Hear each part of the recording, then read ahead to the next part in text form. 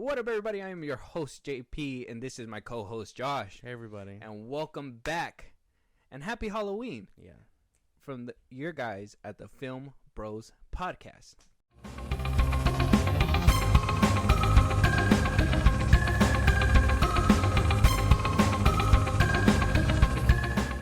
All right, y'all.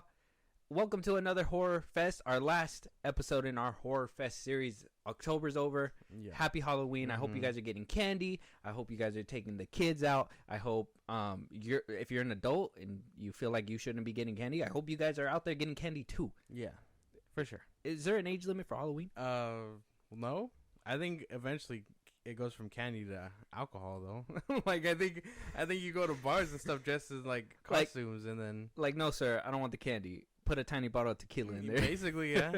For the adults. Yeah, it would be nice. I think getting faded on Halloween is what you need to do. The little shots in those little bottles. Hopefully they don't give it to a kid by accident. That'd be bad. But for sure. Either show me your ID. Yeah, I need to see your ID, please. But in this episode, we have a new movie, one that just came out. It's, in my opinion, it was one of the most anticipated horror Halloween movies that was coming out this year. I know since the very beginning when we first heard that this movie was going to be happening, that a lot of people who played the game were very excited about this. Yeah. And so they wanted it to be great. Now, the movie's out. I've looked on Twitter. I've looked all over the place.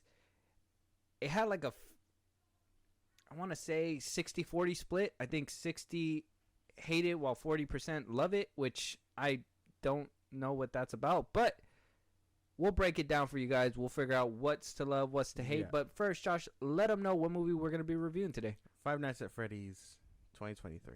Hi, this is Mike. I was just calling to see if that job that you offered was still available. Yes. The security guard. I will take anything. This place was huge in the 80s with the kids. They shut it down years ago. The owner's just not ready to let it go yet. I will work and you will sleep. I understand. All you have to do is keep your eyes on the monitor. Welcome to Freddy Fazbear's, where fantasy and fun come to life. Okay.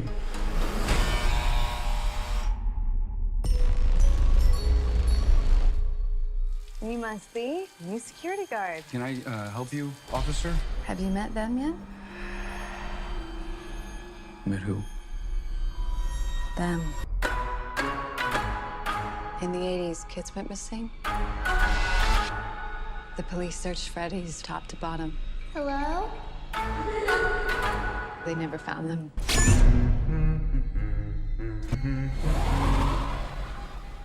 The Five Nights at Fredward's.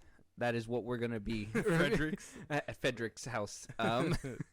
They just, they were having a good time and they never wanted to leave. Stayed 5 nights. It's like I said, it's an anticipated movie. A lot of people loved it. Yeah. I did say there was a game tied in, which came out first before this movie, and it's been around since when? 2008, I think you said? 2014. 2014? I was wrong about that. That's what the first game came out 2014. It's a sideways scroller, very simple things, and then pixels, and then there's about, I don't know, 2, 3, 4, 5, 6. I think there's probably like 9 games now, and then there's like 20 books on one franchise, and this is the first movie to come out since the beginning, basically. Yeah.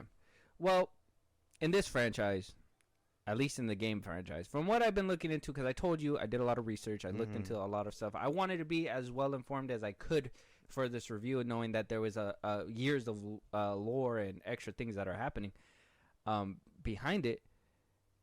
And it seems like a lot of the game just kind of follows a lot of theories that people will be putting on the internet. And they're just like, yeah, we'll make that happen. And so they do it for the people.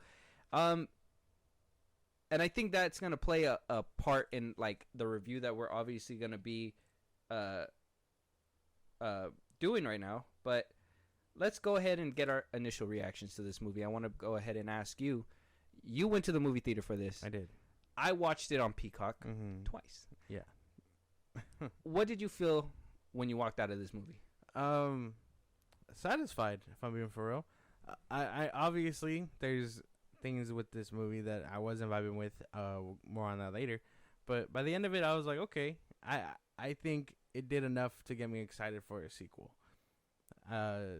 Also glad that the people in the movie theater weren't assholes about it. They were kind of just all quiet, which was one of my favorite things. I was like, okay, this place is kind of packed. Thank you for not ruining the experience. But yeah, I feel like this movie left me obviously wanting a sequel, but at the same time, I know that this movie isn't perfect. So it satisfied me, to say the least. All right. And you? Okay, thank you for asking. I was gonna go on and glide over it, but thank you for asking. By the end of it, I felt empty. I felt bored. I finished it and I was like, that's it.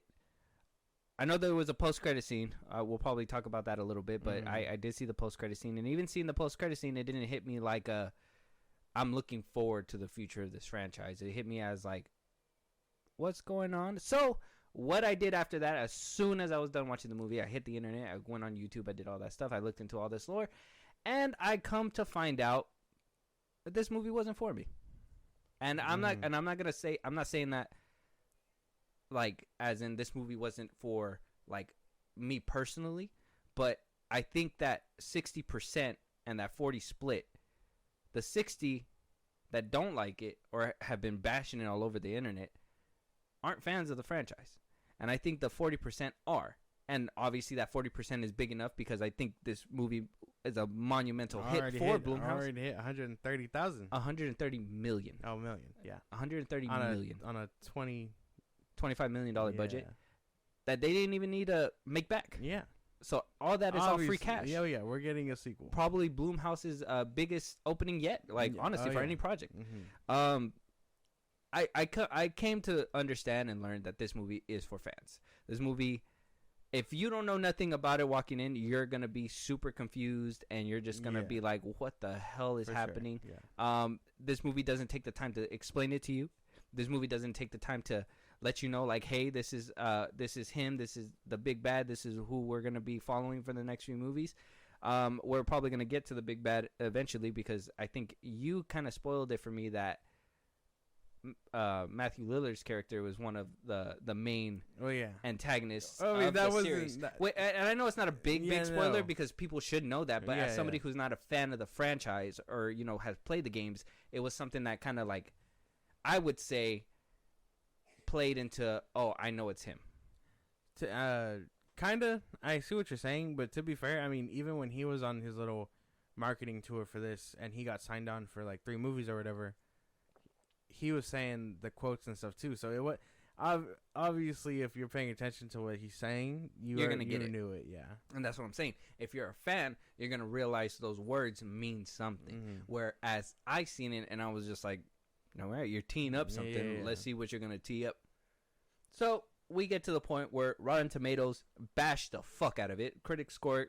When I first initially seen the critic score is at 31%. At the time of recording, it went down to 25%. Yeah, it went down. It went down significantly. But the audience score is at 89%. Oh, yeah. So people seem to like it. Yes. I mean, 130 million really tells you that there's a fan base for this franchise. Director was Emma Tammy. Obviously, Jason Blum came out and helped write, produce, do all that stuff. This movie has been in limbo since 2008. When you said 2008, that's when this movie's had first. I think it was 2007 actually. Yeah. When they said, "Hey, we're gonna pick this up." Started at Warner Brothers, wound up getting pushed over to Blumhouse at Universal. Yeah. So it's been on a slippery slope, and now it's finally seen the light of day. Cast, we got a pretty decent cast. We got Josh Hutcherson as Mike. Piper Rubio as Abby, Matthew Lillard as Steve Raglan, a.k.a. Oh, this is also a spoiler review, guys, just to give you guys a heads up. I know I probably should have said that in the beginning. If you know the games well enough, you know who he is. Yeah, you guys should know. So, and then more and more, Aunt Jane was played by Mary Stuart Matterson. Vanessa was played by Elizabeth Lale. and so on and so forth. And I know we got little cameos from little YouTubers and all that stuff. Sorry, I don't want to say little and make it seem like I'm belittling them, but you know, No, man. these You don't get YouTubers their fan bases on you. yeah, honestly, I don't want to have to. I feel like the beginning of this episode is gonna really get people on me for sure. So I want to start this one off different, okay? Yeah. Because let's just be honest. I'll just be honest. There's a route that I want to take with this episode. So I want to hear all the pros of this movie from you. What? Really? Yeah. What Well- did you like about it? Well, I like the story. I like the. Honestly, I was a big fan of the animatronics.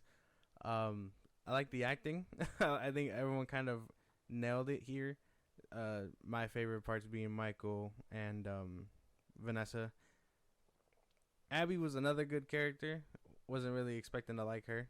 I thought at first she was gonna be annoying, but I came around to her character quite quickly.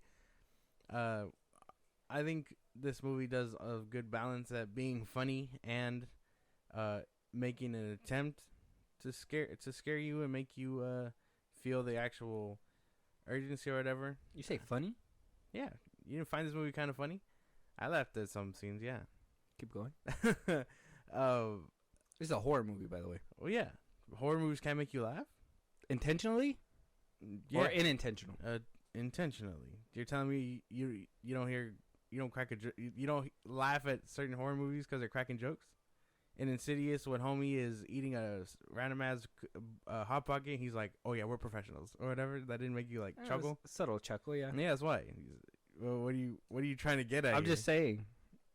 I didn't see any comedy in here, so if it was intentional comedy, I didn't get it. Yeah. Okay. Now, see, we know where this is going. But I don't know. I was kind of vibing with most of it. I think my bigger gripes are, well, I'll elaborate on it later, but like the kills and things like that. But I kind of enjoyed it for most of what it was. Okay. Because, and when I say this is a horror movie, that's the metric that I'm basing this movie on. Okay. I'm not basing this metric on. I know a lot of people were coming out and on Twitter and like, "Oh, you guys don't get it because it's a kids movie." They're marketing it as a horror movie that is supposed to be meant for teenagers. Obviously, it's PG-13. Yeah. Obviously, it's not for adults. That's why they didn't make it an R rating. If it was for adults, they would have made it R. Oh yeah. But it was PG-13 for a reason. They know that what their audience is. It's a bunch of teenagers, littler kids. I think like 10 to like 18 years old or something like that. Something like that. I want to give you my pros and cons. Okay. So, the pro, I love that animatronics. They were so cool. I think that was like one of the better parts. Like as I was watching the movie, I was like, Yeah. okay, the practicality in this movie really helped it bump up a couple points in my book. I really love the animatronics. The bear, the chicken. I wasn't really feeling the muffin or the cake, the cupcake, whatever it was. Cupcake, yeah. Yeah, only because it looked too toyish for me. But I know it's supposed to be an animatronic and stuff, so that's why they did that. I think the best acting out of this movie came from Josh Hutcherson in the dream sequences that he was having with the kids and all that stuff. So I would say that was something that really spoke to me, and I was just kind of like, is that Freddy Krueger? Is he Freddy? Like, are they Freddy? Like, what? Like, is Freddy actually Freddy Krueger? So stupid. So I was like watching it. I was like, okay, Josh Hutcherson kind of gave it his all when it came to like, you know, his brother, that whole aspect and everything like that. Matthew Lillard, seeing the kind of roles that he's taken and the lengths and the acting that he's done, I felt like this one was pretty tamed. I thought he could have done a little bit better. I did catch the little nod, the whole little knife swipe when he did it from Scream and stuff like that. I did catch that. But yeah, that's all the nice things I have to say about this movie. So all the bad are the cons, at least for me, and we'll break it down as we go along. Okay. But there's a lot of WTF moments, man. One, I gotta say this movie was predictable, 100%. As soon as I seen the cop, she's involved. Got to be the daughter, cousin, whoever the fuck. It's a family member involved with that dude. Okay. I knew Matthew Lillard was going to be the main villain by the end of the movie. I did not think that they were going to present him by the end of the movie. I thought they were going to tease at it, show him a little bit, and then eventually move us to the next movie. But they completely just blew that shit and said, hey, this is your main antagonist for this franchise, which, fair. I mean, like I said, for the fans, maybe. I mean, people already knew this was going to happen. Me knowing that, like I told you, that you kind of let me know that he was going to be like one of the bigger bads, I kind of was like, yeah, that's going to be him. His performance, like I said, wasn't as great as I've seen him before, but it did do what it needed to do, and that was portray it. The movie was boring for me. A lot of exposition, not enough kills, especially with a horror movie. Like there should have been a lot more. The cop just, grabbing, like, we'll probably break that down a little bit more. I don't want to go into that. Kills, no show. There's nothing to be, excited for as a horror fan walking into this movie. Like, as a horror fan, you want jump scares, you want blood, gore, whatever. You want something that's gonna entice you as a horror fan, and that didn't happen at all in this movie. The beginning was stupid. I hated the beginning. I hated it. I hated it so much. It was the dumbest part of the movie. The thing was about the beginning is that this security guard had no speaking lines, was over exaggerating. What am I gonna do? Goes into a vent. When he first goes into that vent, dude, it's super tight. He was barely crawling through. He couldn't fit. And then at one point, the vent gets bigger, and he's just standing up like, where do I go now? And then he moves, and then the vents automatically. I don't know what happened with this movie, but we're gonna figure it out 100%. I got more to say. I know you're kind of just like, I'm gonna beat this dude's ass. I guess. I mean, I've never heard these kind of criticisms before from me or at all in general. No, like, what criticisms have you not heard? Well, no. In Well, general? yeah, I've heard anything about that opening sequence. I really feel like you're gonna be grasping at things here, and it's already gonna be a problem right out the gate. No, like I don't I really feel like. Let me ask you, out of all the cons that I gave you right now, Yeah. is there any cons in there that you listened and you were like, I could see that? Kills. I'll give you kills. Boring? It had its moments. There was a lot of exposition. I will give you that, because a lot of it was just them explaining dream theory and things like that, which is I know that's a big tie-in into the game, the dream theory stuff. Yeah. And so I was just like I understand, but at the same time, like, we got to get back to the other shit going on in this movie. So I understood it. At the same time, yeah, there was a lot of talking. All right, so let's go ahead and let's start diving. And I liked Matthew Lillard. Did you? You liked his performance and everything? I didn't think it was bad. I just think that they tamed him, and I don't know why. There was something in the movie that really felt like. I feel like he did more takes. And I think they got the most tamed version to make it PG-13. And I'm gonna tell you why PG-13 didn't help this movie at all a little bit later on as well. Yeah. And that's probably gonna play into the whole for the fans thing as well. But right now, let me just recap the movie. Okay. And let you cool off over there a little bit, just so you just chill, bro. Okay. Chill. Like your fist is balling up. I'm trying to chill, but I know this is not gonna end the way I'm thinking it is. Yeah. So obviously we start in the beginning. We have our first opening kill, if that's what we're gonna call it. We see the security guard. He's in there. He's being terrorized by the bears already. He tries to escape, does not escape. They show him trying to unscrew the thing. He was not able to do it. He gets dead. And then we get a shot of Mike, Josh Hutchinson's character. We see that he's struggling. He's taking care of his little sister. He has a babysitter. He's going through a legal custody battle with his auntie, who is trying to take his little sister away because she feels he's unfit. He's losing jobs because he just has PTSD of people snatching children, because backstory says his little brother had wound up getting kidnapped at one point. Yeah. So we see him lose one of his security gigs, and then he is confronted by Matthew Lillard, where he kind of plays the, oh no, I can't do it no more, and then later on something comes in and he's like, oh, actually I could probably do it. So then he goes ahead and goes in. The first night nothing really happens. It gives you that little eerie feeling that they're trying to set up. He tries going to the same dream over and over and over again because he believes that he can figure out his killer by looking into the psyche if he keeps dreaming the same dream over and over. We see Vanessa come in, who is the cop. She winds up seemingly knowing more about the building, and Josh Hutcherson is just kind of like, she just knows. And so like they keep going, and by the end of it, the big reveal happens. It's actually Matthew Lillard who's the biggest bad of them all. Before that, we get a few kills that we don't see, and then we get to Matthew Lillard where, you know, he reveals it all, and then by the end of it, it leads you up to the next movie that I had to look up to figure out what they were setting up, and it could be promising. If I'm going to continue this franchise, I will say right now I'm probably going to have to do a little bit of lore searching, but I'm not going to say we're not, because you're probably going to want to review Five Nights at Freddy's 2 and 3 and everything. Yeah. And if you want to keep going through this abuse over and over again, I'm with you 100%. I enjoy abusing you like this, so it's okay. But with that, Josh, let's start breaking it down, man. We need to figure out, get to the meat of this, the nitty gritty. I need to know what's going on here. So, characters. Like I said, we had Josh Hutcherson. We had Matthew Lillard. Vanessa, she was in there. The auntie was in there. How do we feel about the characters? Did they bring a lot to the story? What'd you think? I thought they all brought something to the table.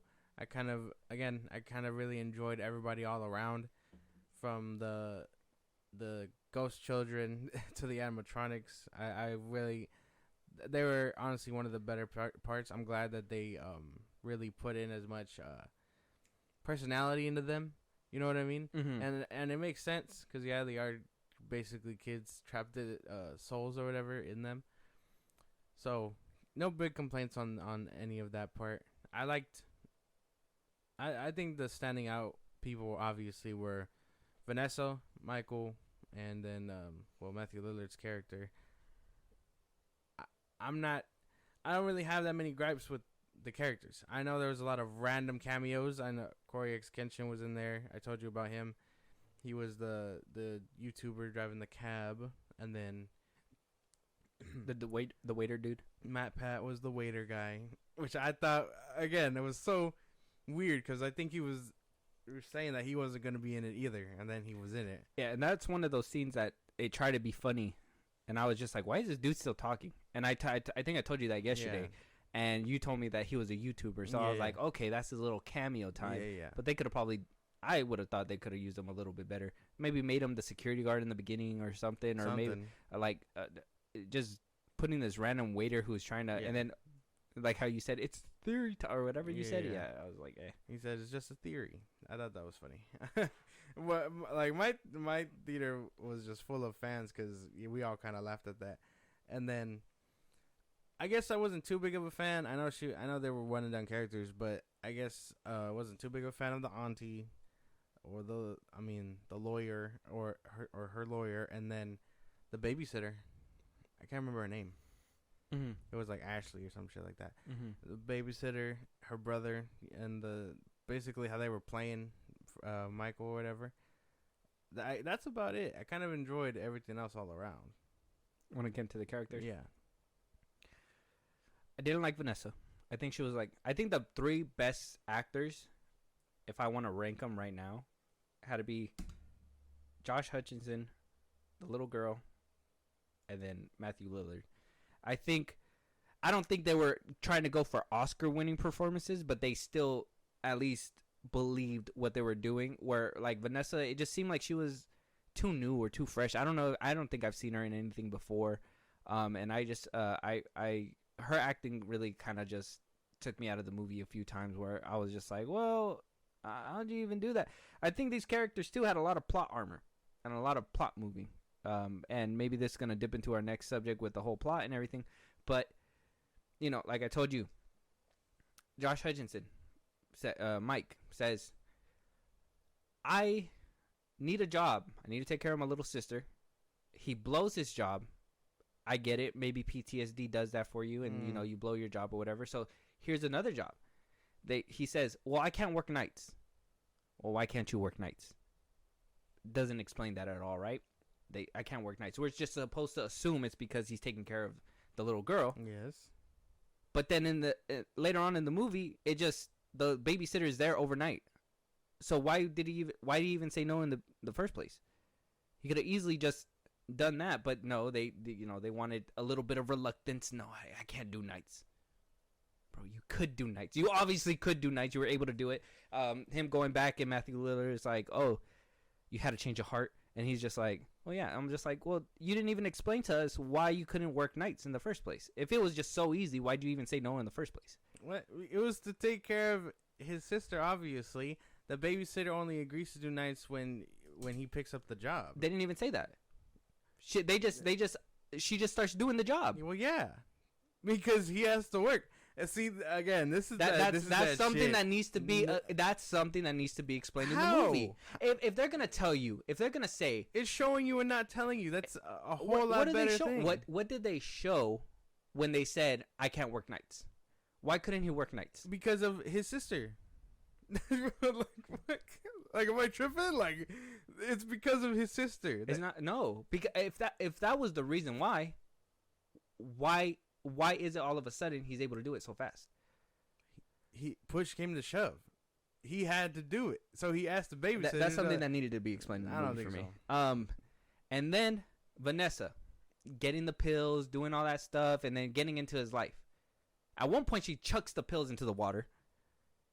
Like, bitch, who are you to even do that? I was just more like, what? Why is she so, like, invasive in his life?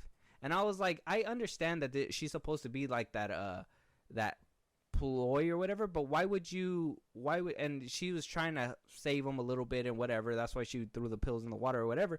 But, like, they made her way too overbearing in his life. Way too. Oh, next time you bring her here, I'm going to shoot you. What the? Wait, first of all, wait. We don't even know the context behind you in this whole place, and you're going to go and you're going to say these weird things to this character. My thing is that if they were going to play on that and then eventually there's a huge reveal, that's not the way you set up a huge reveal. You've seen how other movies do it, other horror movies do it, and that is not how you make a big reveal, because we already knew what was gonna happen since the very beginning. If they would have played on her like she was the nicest person, that she was just out there looking for him and everything, but you knew there was something up with her the whole time, or you didn't. I didn't. You didn't know? Well, no, it wasn't until the end when she was being shady where I was like, oh, her tie-in is probably gonna be that she had someone shady the whole movie. She had someone fucking die to the guy or whatever, and they were gonna have that in common or whatever. Mm-hmm. That's why she was so protective of Abby or whatever. Mm-hmm. But again, that's just another thing they changed of this movie. I mean, I can go into forever about the changes between the games. I know and they the changed movies. things from the game and everything, and obviously you're not gonna be able to adapt the game to the movie. It has to be different. Like making Vanessa the actual kid of him was a little odd, only because again, that's just never been heard of. Like, that shit was kind of weird to me, but I don't know. I wasn't suspecting her. I was that ass out the whole thing. You know who made me laugh? I will say. You know what? Thinking about it now, you know who made me laugh was the lawyer dude. When he was at the table, he's like, "I really shouldn't be here for this." Yeah. And he's like, "Sit down." I'm just like, that was kind of funny. I think that was like the one sliver of like comedy. Intentionally funny. Yeah, that one was intentionally funny. But the auntie, I know you're supposed to hate her, but you know, I actually enjoyed her and everything with the scenes. One thing that really popped out to me by the end of the movie, did she die? She died. And they just lived their life, huh? Basically.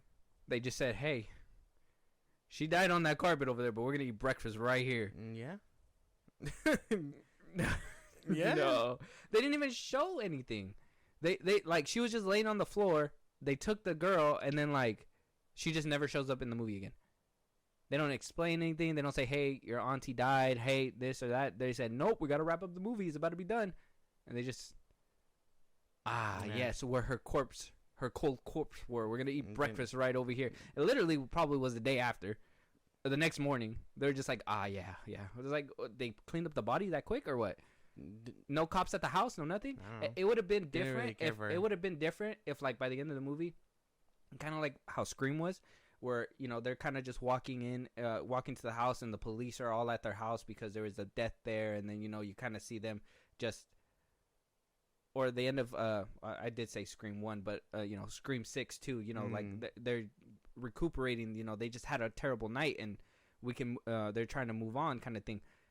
They just were like, oh, who cares? You almost got killed by animatronics. Hey, we're gonna keep it going anyways. So, I mean, I don't know. There was a few things in there. Like I said, the dream sequences in the plot, though, that was pretty good. I would say out of the whole movie, the dream sequences, spot on. I love the little kids that were in there. They were creepy. The whole losing your brother, and him chasing him and him not being able to live it down. I think that was like the best plot of the movie.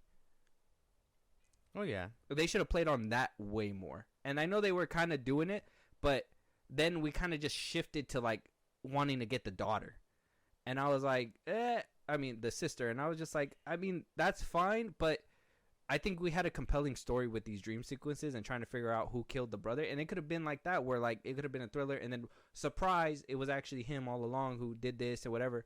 And I will say, what got me in the beginning was when he like read the last name, and he was just like, actually, there's, you know, that kind of threw me off for a second. And then at the end when he said, you know, I was the one, I was like, oh, that makes sense, because they have last names, same last names. Yeah. But how'd you even know the kid that you kidnapped? How'd you know his name?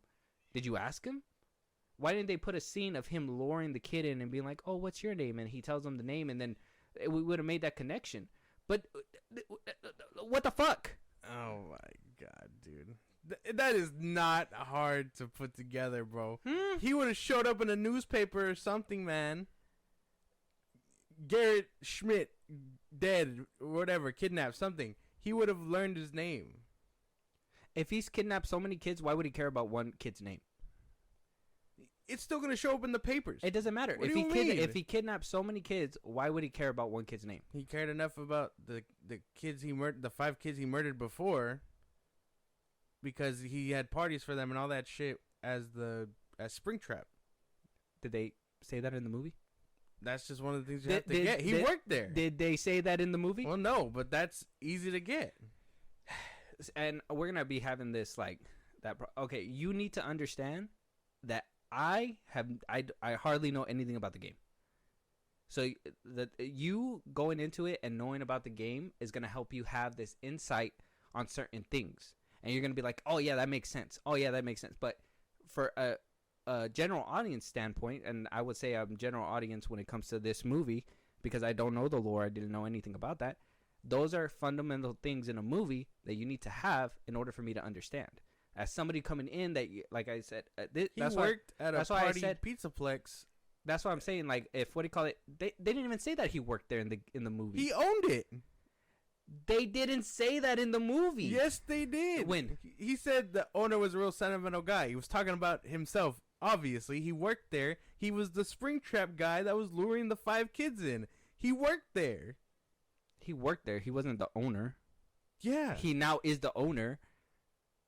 But now he wasn't the owner then. He was just the worker that worked there. No, he's always been the owner. Either which way, as somebody who went into the movie knowing nothing about this lore stuff, they didn't explain it to the point where I could get it. And now I don't need over exposition because I feel like they gave us that in the movie anyways. They could have done little scenes that would have proved their point a little bit better, but I think they heavily relied on the fact that if you're watching this movie, you know something about these people. What about the people that walked in there? And that's why I think a lot of people on Twitter are saying that they hate it, because a lot of the times they just want you to get it. But how are you going to get something that you never witnessed before? I've never knew about these. Oh, I knew about them, but I never cared about them to the point to play the game or do anything like that. That's something that they needed to put in the movie, in my opinion. As somebody who's coming from the outside, not knowing lore, that's something those are little subtle things that would have made this movie go a little bit smoother. How long was this movie? I think it was like an hour and some change. An hour and a half. They rushed the shit out of this movie. And especially with as much lore as believe me, I YouTube Five Nights at Freddy's, bro. Video after Yep. video Mhm. after video after video, bro. If that was as much lore that was in here, this could have easily been a 2-hour movie. Added a little bit more extra stuff, a little bit more letting you know where we're gonna be set, where the next course is gonna go. Using the characters to do that, we didn't get any of that at all. I was just more like, I'm here, I'm watching the movie. I'm not understanding shit. Oh my god, dude. I don't know. I think they set up that sequel perfectly. IMO. I really think that the next one's gonna go a long way. One thing that I did tell you too is that I learned that Springtrap was never introduced into the actual game until like the second or third, right? Third game, yeah. They introduced them in the very first movie. Why didn't they show, the bears terrorizing, doing their thing, and then in the second movie maybe kind of show him off a little bit more, and then they just went the typical horror route for a movie that is supposed to have multiple movies, and they just basically gave us everything in the first movie in an hour and 30 minutes, and it didn't even make sense. Yeah, so they can set up 2 and 3, and he be Springtrap, and be the bad guy. Which he's supposed to come back to life. Well, yeah. So Springtrap is supposed to come back, and I did, obviously, now I'm going to be a little bit more informed with the second one. But he's supposed to come back dead inside of the suit. Like, that's basically what he's supposed to be. Like, that's why he was like, I always come back. Because he's supposed to be dead and now living within the suit. Yeah. They didn't even tell you either how he got the kids' souls in that suit. They didn't explain that either. Is there a lore explanation? Well, yeah. There's a whole thing about Remnant that I am not sure is canon or not. That's always, theory and stuff. But I think what they said was that, well, basically they're angry souls that just never got related to rest. He stuffed their bodies into the suits. I think that's as cut and dry as it's going to get for the movie, obviously, because if you start diving into Remnant and stuff, you start diving into things that aren't realistic, I guess. And I know kids' souls possessing animatronics already sounds unrealistic, but I guess there's a thing is going too far with Remnant. Well, that's the thing, is that if we're going to suspend our disbelief, at least show us how you did it. If Josh Hutcherson, Mike, or whatever, would have had a dream sequence and it would have showed how those kids got their souls stuck in the body, that would have gave more explanation on what. No, but we're just supposed to take at face value that these kids are in that suit. But like, why? How did that happen? How did you move that kid's soul into this animatronic? And why are they? And even in the movie, you see that their face kind of get blurred in the dream sequences and stuff like that. I don't know if that's just because Mike didn't know who they were, or was that them losing themselves to the animatronics or whatever. But they could have dove into that. I would have been down to have seen that a little bit more, where these kids can't even separate their original life as a child from this animatronic anymore. It's just they didn't dive into any of the things that would have made this movie interesting. They just gave us at face value what I thought, or maybe what they thought would make a FNAF fan cream themselves. That's funny. And they seen that waiter, and they were just like, oh god. Dumb. I don't know. I understood that pretty well. I was, even without knowing the lore connection, they're restless souls, angry or whatever, or being manipulated by him. They could have went into that a little bit more. The manipulation that he was pulling or whatever, which I guess can be explained by the drawing or whatever. But even then, I don't really believe that either. But like, we've seen it in other movies too. If the soul is restless and not buried properly or put to rest, it's gonna linger. We've gotten that Amityville horror, things like that. Like that's not a hard concept to grasp, I guess.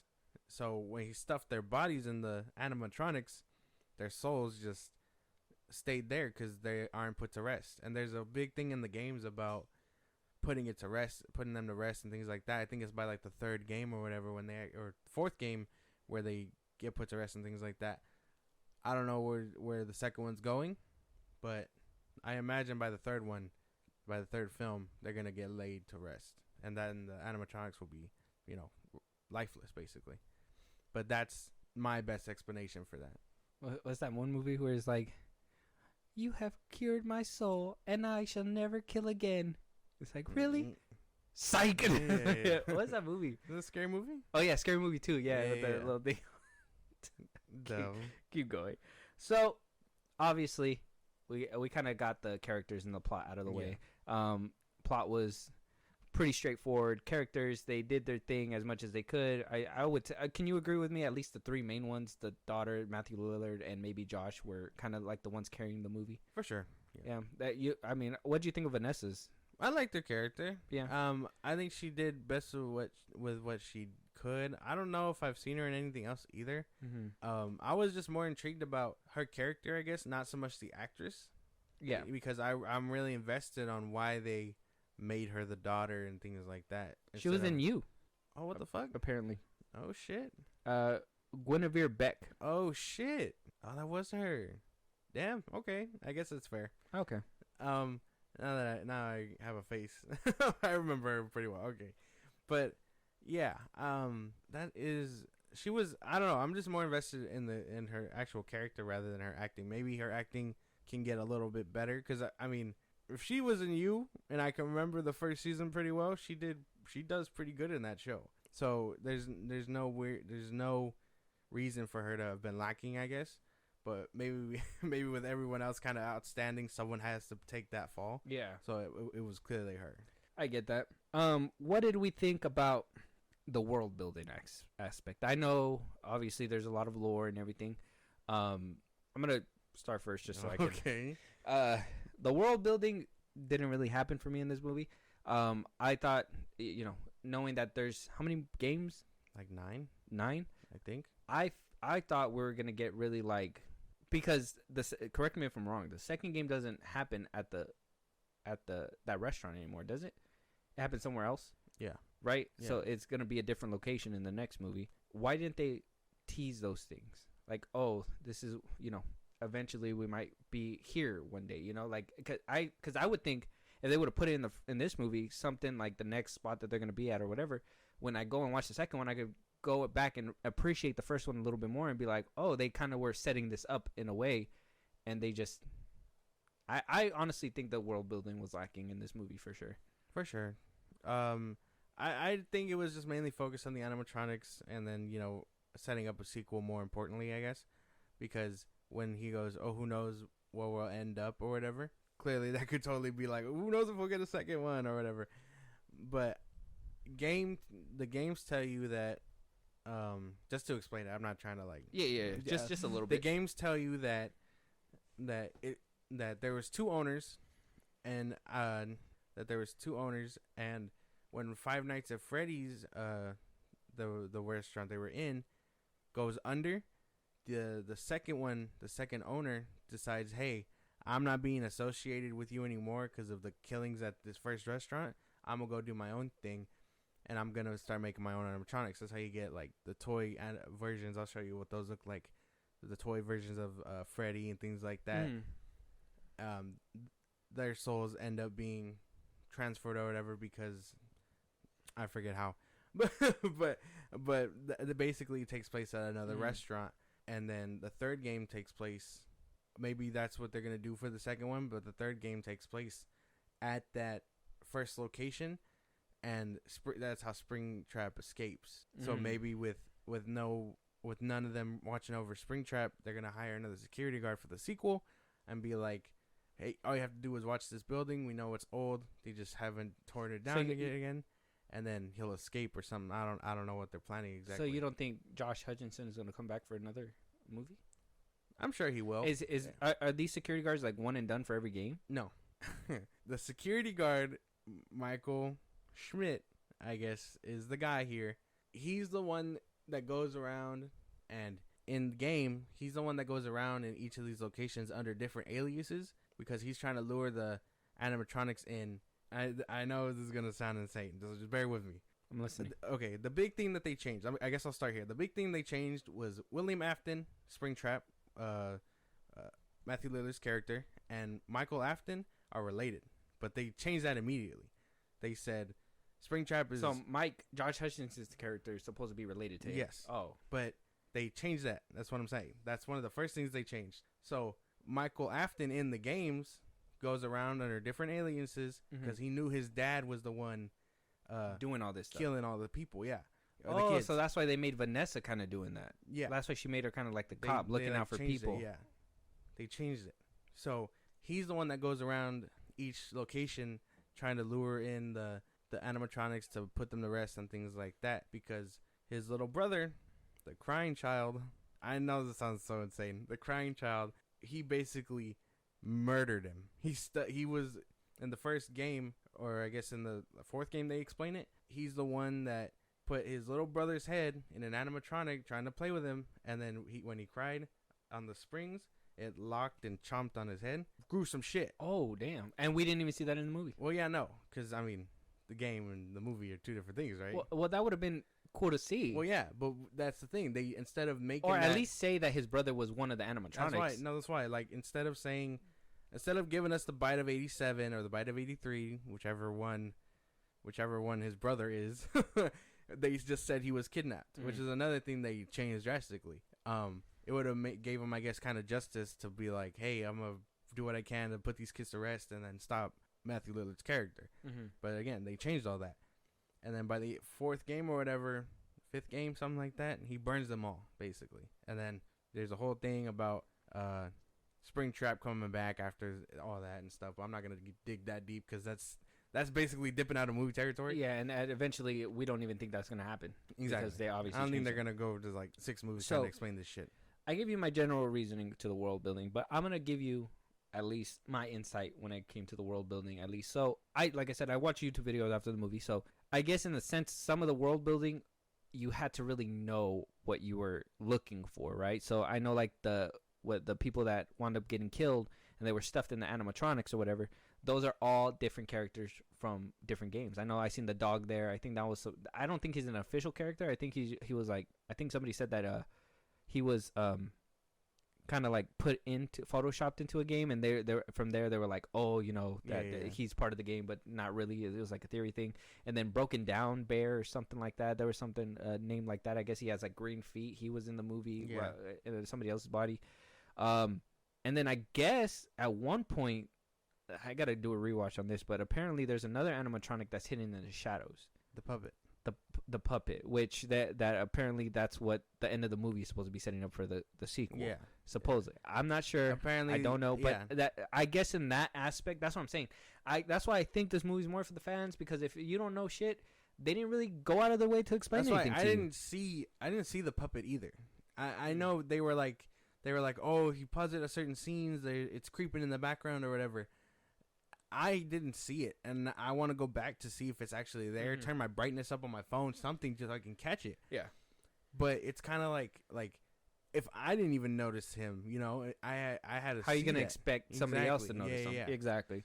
And the puppet is the big thing, I guess, protecting the souls and stuff like that are trapped in the animatronics.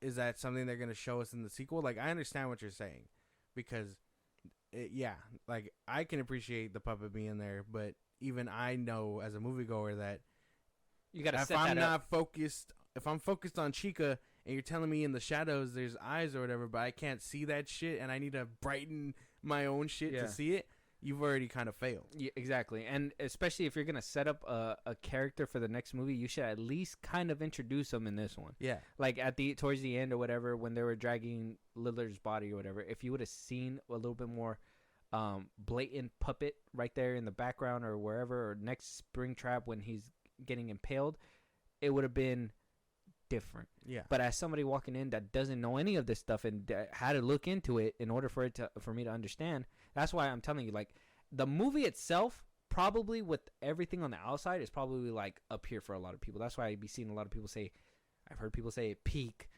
best horror movie of the year, whatever.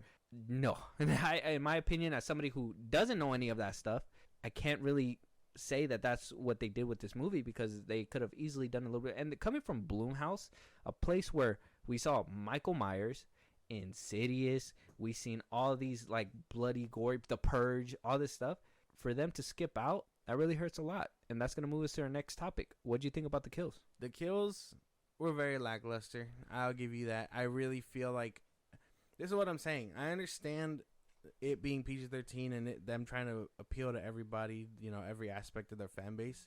I really feel like an R rating would have benefited this movie so much better, especially if you're giving it the horror movie title. Like, I will agree with you there. Everything was so lackluster. Like, I'm telling you, there has been people have made the whole scene of him being Springtrap like so much more gruesome. And the fact that we only see it dig into his ribs, but we don't get no blood or anything like that. Barely like, any blood. Oh, It yeah. stained his shirt, but barely any blood. Like, that shit should have been gushing out. When he puts his helmet on, that shit should have, like, dug into his fucking face or something. Like, we needed that extra step to, like, really solidify what was going on here.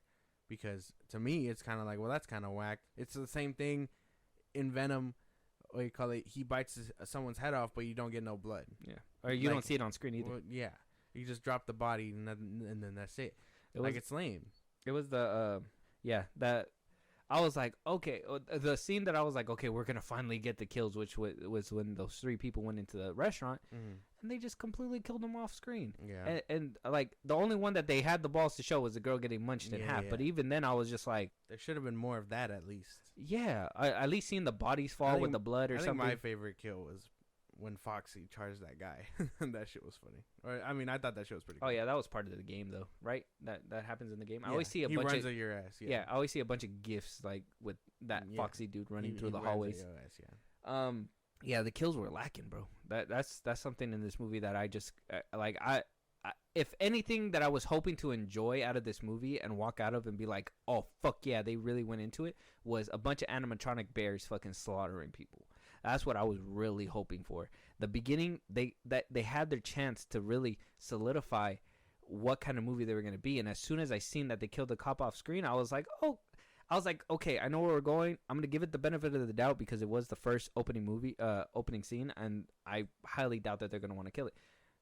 Kill them with so much blood. You want to kind of save that money shot for later, right? Yeah. So then you go exposition, you talk, you find out about this dude's life, you go. Eventually, we get to the point where these bears are gonna do some damage. We didn't see the damage happen at all, and then we go. End of the movie. Honestly, I gotta do a rewatch too because I think Lillard stabbed her on the left side, and then I think at the end of the movie she's bleeding on her right. I don't know if that's real, but I think I had noticed that because I was looking at it. I should have rewinded it, but I was just too interested in trying to get through the end of it that I was just like, I'm not gonna worry about it. And then the second viewing around, I completely forgot about it, but I should have probably double checked it. But I will double check that too. But I think that was an error in the movie. I gotta double check it, like I said.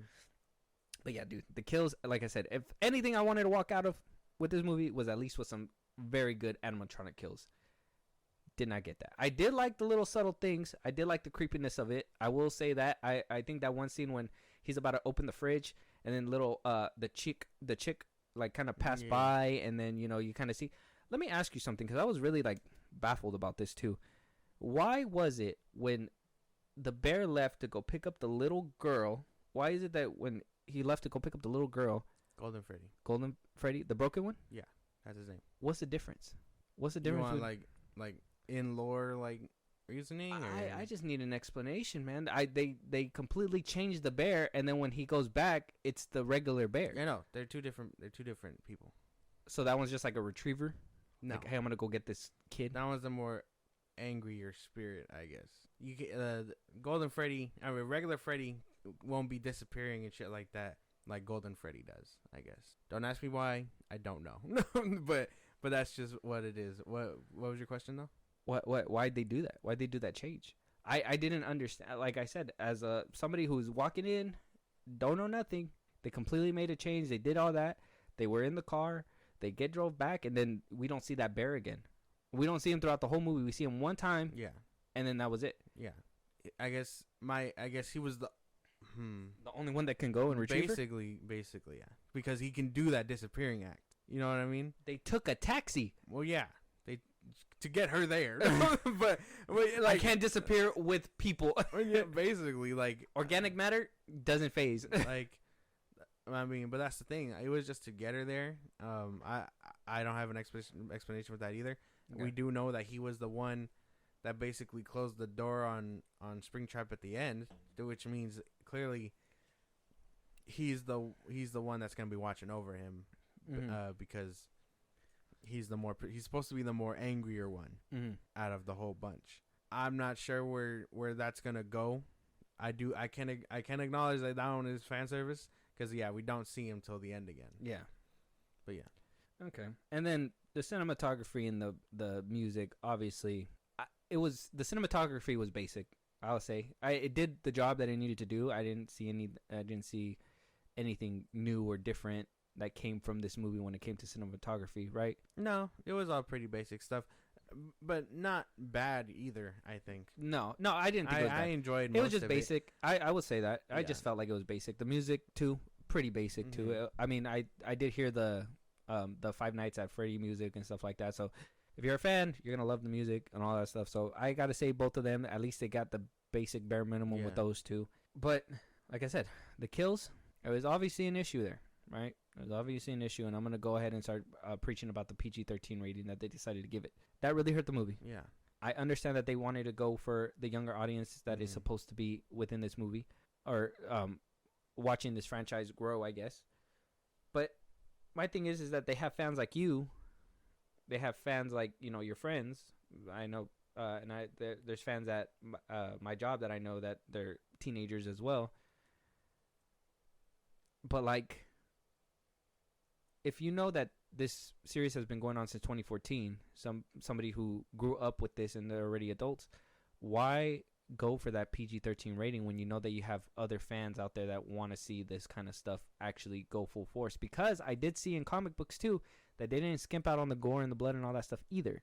I don't know about the game. I don't know how like they do with that. I don't know if you see like blood splatter on the camera. The only thing I've really seen is that they kind of pop up and you lose. They pop up. The first one they pop up and you lose. I don't think you get that kind of blood till the fourth game, and they're supposed to be like nightmare animatronics, quote unquote. And I think when they pop up, blood actually does come on the screen, like comes down or whatever, transitions to the end game over screen. But that's about it. But yeah, maybe I don't know what their dealing was with this. Maybe it was just to see like, hey, if we make it for everybody, well, let's see how much we can rank in, I guess. Maybe that could have been their reasoning. Yeah, if you make it more PG-13, you're going to see a lot more you're going to get a lot more engagement. You're going to see animatronics as a kid, and you're going to be like, I want to go see that movie. Yeah, so maybe they just didn't want to risk it with an R rating. I don't know what they could have done. I just know that it would have been so much better with an R rating. It would have been beneficial for sure. Okay, all right. And then I've been saying it throughout the whole time, but just to kind of touch on it one more time.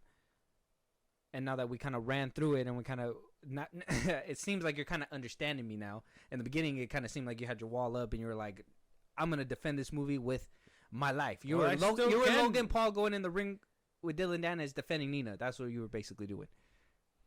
No, but I mean, that's the thing though. I understand your gripes. It's just some things I will say I think you were kind of grasping at, like, loosely. Okay, so some things you still think that I'm... Yeah, kind of tripping on, yeah. Where were you going with this? No. I just wanted to point that now that you kind of see a little bit of my perspective and you kind of understand that this movie was purely fan service. This movie was purely for the fans. This movie wasn't really for general audiences, and I can tell you right now that a lot of the younger crowd who understand the game that I've been seeing reviews and all that stuff, they are overwhelmingly saying it's good and all that stuff, whereas like other people, older people, adults, all that stuff that weren't really into this franchise are really panning this movie as bad. And that's where I can easily say that this movie wasn't for general people, but for the fans. And that's why when we get to our score, the score is where it's at. And I just want to, kind of preface it that way. I already know you're going to give it a low score, man. That ain't no secret. But with that, I think we ran through all everything. I mean, if you have anything else, do you have anything else to share? No. So let's give the light summary, and then I want to hear your score. Okay. So even with everything, I can acknowledge its flaws, but I understand it because I know the lore, I guess. So I know I can look forward to a sequel with everything that they set up in this one. Kills were still lacking. I hope the second one really improves on that sort of thing. Matthew Lillard, can't wait to see him come back as Springtrap and actually do some damage. I do know that he took a fat back seat basically, because they were trying to hide that whole mystery. I hope to see the whole cast come back. Maybe except, I don't know if she actually died. I know he told her that she was sleeping, but we didn't see any blood or whatever, so you can't really be sure. He said, "I'm gonna stay with you, But I hope until you wake up." And then the next scene over, he's eating breakfast in the house. Anyways, yeah, hope not to see the aunt again, depending on if she did die or not. And we wouldn't know. We don't know, only because there was no blood. If it was rated R, there'd be blood, like all over her body or something. But yeah, I'm giving it, like, I liked it. 1 through 10. 1 through 10. 5 being in the middle, 10 being the best, 1 the It's worst. definitely not the best. There's things to improve upon, but I am very interested in a sequel. I give it like a 7. A 7? 7 out of 10. And what's your hype level for a sequel? Not seeing the ending, the cutscene, and all that. 7. I'm Pretty still high. kind of hyped. You're still kind of Oh yeah, excited about it. because I mean, I haven't broken your spirit in this room. They were alluding to a lot of stuff, man. Like Puppet, Balloon Boy. The Balloon Boy, they did show him throughout the whole movie, too. Yeah, like they were kind of hype.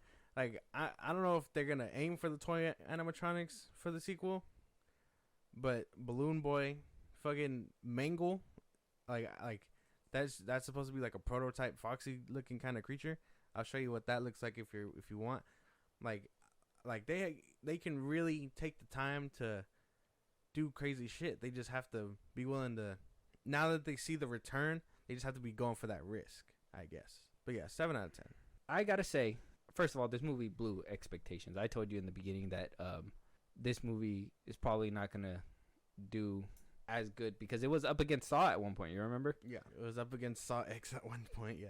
So clearly, Five Nights at Freddy's is the winner because I think overall by the end of the theatrical run for Saw X, it was only at 100 million. Yeah. So technically speaking, Five Nights at Freddy blew it out of the water. Yeah. I mean, if it was up against Saw X probably wouldn't see the next light of day. So maybe it was smart for them to move Tobin Bell away. Yeah. I will say that you won this one fair and square. I'll shake your hand on that one. Okay. You're a winner on that one. Very good. This shit's insane. I that's all I gotta say. This shit's insane. The fact that they literally made a whole movie for fans. That's where it comes down and to. it made. Yeah. This movie could have easily have been, in my opinion, a fan-made film. This movie could have easily just been that, and it would have, in my opinion, blew up on the internet because of the fact that there's so much lore in there. Yeah. You don't really need to give it to a general audience because the general audience is not going to really understand any of this stuff. Everything else was fine. The kills were lacking. PG-13 rating really hurt this movie. Everything else, the fact that they just assumed everybody's supposed to walk in there and know what the fuck's going on is what really hurt this movie too for me. Like I said, I have a metric on the way that I do my rankings, and a lot of it has to come with the first movie. I don't take into account what's going to happen later. It's just the movie itself. With that being said, this movie for me, at the end of the day, from 1 to 10, 10 being the best, 1 being the worst, 5 being in the middle, I'm giving this movie a 3. This movie not only left me unsatisfied, it left me bored in the middle of it. And I would say my hype for the second one is currently at a 2. If they do anything that will reignite my flame, because I was really excited for this movie. I'm not gonna lie. I know I was kind of talking about it on other episodes, and it didn't seem like I was excited for it. Yeah. But like I told you, I was really hyped for it because I know that you're interested in it, and I know we're gonna obviously do more reviews as more come out. Yes. And I don't want to be that guy to be like, well, every single time this doesn't make sense. This doesn't make sense. I don't like being that guy. I like to give movies praises, and if I can tell you to go watch this movie, I want to tell you to go watch this movie. Five Nights at Freddy is a movie that me personally, would not recommend to anybody. I would ask them first, do you know Five Nights at Freddy's? Do you know the lore? Yeah. If you love that, you will love this movie. If you don't, you're probably going to be on the fence about it, and you're probably not going to like it. Especially, I would never tell, and this is me being as honest as I can, I would never tell a horror fan to go watch this movie. A horror fan would not like this movie. That this is not a horror movie. This is more of a, I can't even explain it. Like, they labeled it as horror, and it didn't feel like a horror movie. There was no horror movie. There was no horror stuff going on. Yeah. So at the end of it, I gotta give it a 3. I'm sorry for those that think it's peak and whatever. If you guys have that opinion, I'm happy for you. I'm happy that this movie fed into your fandom and helped you out. I personally think that this franchise and lore, after doing my research on it, has some big issues if the fans are over here making basically the games, because they're giving out theories, and then the studio who's making these games are just like, well, you're right, here you go, everybody, here's everybody, you're gonna see whatever you want, and that kind of hurts. Whoa. No, that's what do you mean, no? That's not what's happening. I've seen multiple times on different YouTube videos where they're like, yeah, that wasn't a character in the game, but somebody had did this and blah blah blah blah blah, talked about it, and the next you know, they put it in the next game. So Scott Cawthon has been notoriously known for like calling out MatPat, the dude that I told you about, the game theory dude, and telling him that he's wrong, like constantly. You know what I mean? So it's not like he knows what he's doing, and I'll tell you now, even kind of like the MCU, when he made the first 3 games, he didn't have 2 and 3 in mind. He just did 1 and was like, oh, people really like this, I'm gonna do 2 and 3, and then to make it connect. Just that goes with everything. But I think now he's gotten to the point where he thinks he can write for the movies and things like that, and actually put in an original thought. There's no, like, yeah, sure, we'll get some people will get some things right, the puppet being in the movie or whatever, but other times, like, he's very adamant on being like, no, there's the thing that you're looking into most isn't important at all.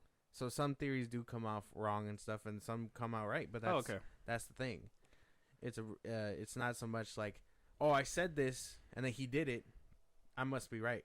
You know what I mean? Like, it just, sometimes that's just going to coincide because you guys are on the same wavelength. But if you're dead wrong, he'll be like, you're fucking wrong, and then the next project will prove that. You know what I mean? Yeah. Okay. All right. Because I did see a few where they were like, oh, yeah, I told you I was right, or whatever, this is going to happen. Maybe I got to look even more deeper. I was just getting the surface value, obviously, because of the fact that I just did my research in a short amount of time. Yeah. I was trying to look into it, but then once you see so many videos, it's just so intimidating. 9 games, it's intimidating. It's a lot of lore that you got to like scrub through in order for you to understand this movie. And I like I said, at the end of the day, I feel like that's what probably hurt this movie a lot. But I'm happy that you liked it. Yeah, I liked it. I'm happy that other people liked it. I don't want to sound like that. If you guys have any comments for me on how badly I shitted on this movie, bro, I am sorry, but I'm willing to hear your guys' criticisms. It's fine. With that being said, Josh, if they want to give us criticisms, if they want to let us know how they liked Five Nights at Freddy's, if they want to let us know a movie to review, support us in a big way. They're probably not, because I shitted on this movie, and maybe give them our socials. Coming for your neck. Twitter, TikTok, Instagram at FilmBros Podcast. We post new episodes or applications up there for any news or movies you want us to cover. Support us in a big way. Buzzsprout, link is in those bottles of socials I just gave you. Subscribers get special perks, shout outs on episodes, things like that. We recognize you for helping us out. Listen to us anywhere you get your podcast at FilmBros Podcast. Spotify, YouTube Music, things like that. We're on a bunch of sites, so check us out. Subscribe to our YouTube at FilmBros Podcast, and then be a part of the conversation every Saturday and throughout the week on Twitch at FilmBros Podcast. Yes. Don't miss an episode. Make sure you follow. Make sure you like, subscribe, do all the good stuff, and we'll talk to you guys on the next one. Talk to you guys later.